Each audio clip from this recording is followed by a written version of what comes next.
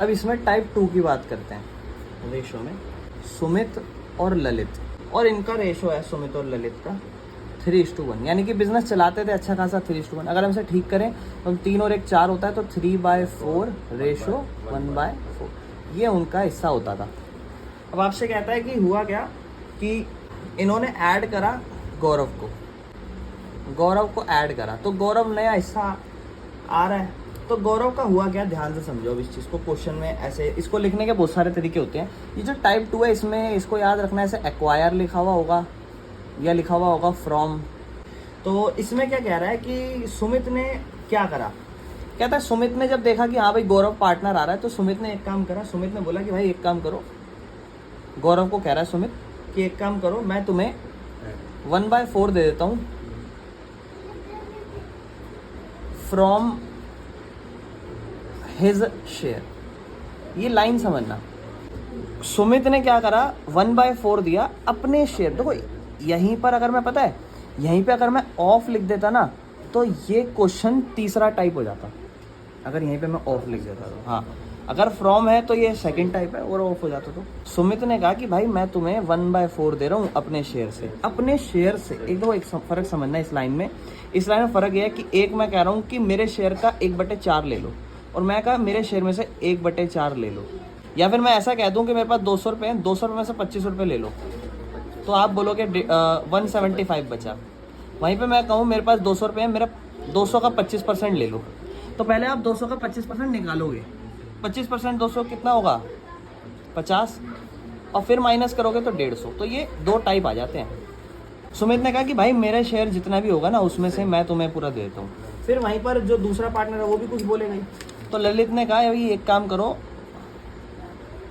मैं तुम्हें 1/8 दे देता हूँ फ्रॉम माई शेयर। तो ललित ने क्या करा 1/8 दे दिया। तो ये दोनों ने ऐसे ऐसे करके शेयर दिया है, सेक्रीफाइस करा। हम पता लगाते हैं कि सुमित के पास बचेगा कितना, है ना। तो सुमित के पास सुमित का जो रिमेनिंग शेयर है वो कितना होगा वो हम पता लगा रहे हैं। रिमेनिंग शेयर सुमित का, तो सुमित का अगर हम रिमेनिंग शेयर पता लगा रहे हैं तो हम देखेंगे सुमित के पास पहले था कितना, तो सुमित के पास पहले 3/4 था, और आज उसने क्या करा उसमें देखो फ्रॉम का मतलब होता है कि उसने उसमें से ऐसे निकाला और दे दिया, पूरा दे दिया। तो सुमित ने कहा मेरे पास 3/4 था, मैं तुम्हें कितना दे रहा हूँ 1/4 दे रहा हूँ। तो सुमित के पास अगर हम माइनस करेंगे तभी तो हमें पता चलेगा कितना बचेगा। तो माइनस करके देखो साफ पता चल रहा है, बेस तो सेम है ही, 3 - 1 कितना हो जाएगा 2/4। यानी कि सुमित के पास अब जो बचेगा वो बचेगा 2/4। चलो पता लगाते हैं कि ललित के पास कितना बचेगा। तो ललित का जो है रिमेनिंग शेयर पता लगा रहे हैं अब हम। तो ललित के पास कितना था, ललित के पास पहले से ही जो शेयर था 1/4, और उसने उसका 1/8 दिया है, मतलब उसमें से 1/8 दिया। तो 4 और 8 का एलसीएम 8, 4 की टेबल में 8 कितने नंबर पे 2, फिर ऊपर से मल्टीप्लाई 2 1 2 -1, आंसर इज 1। यानी कि सुमित के पास जो बचा है वो इतना बचा है और इसके पास इतना बचा है।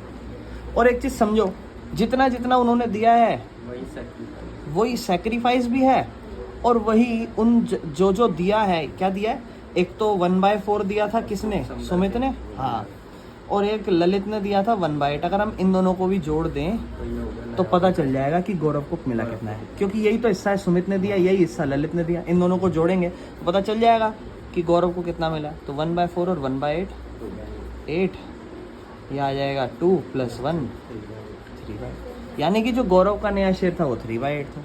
अब नई रेशो निकालने तो नई रेशो होगी 2/4 सुमित की, रेशो में 1/8, रेशो में 3/8।